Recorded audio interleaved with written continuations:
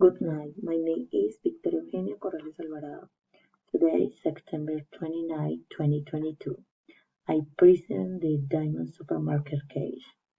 The main people are 1. Joaquin, creator and owner and supermarket. 2. Maria, wife of Joaquin, who is secretary in the supermarket. 3. Three children.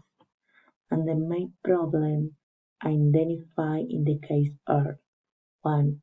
I needs include healthy and organic products due to the new public that is coming to the Villa de Leyva. 2. They do not hate their employees, insure and pay social contribution.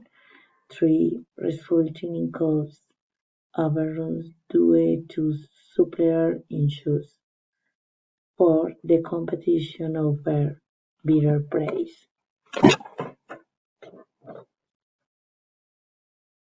Thanks for your attention.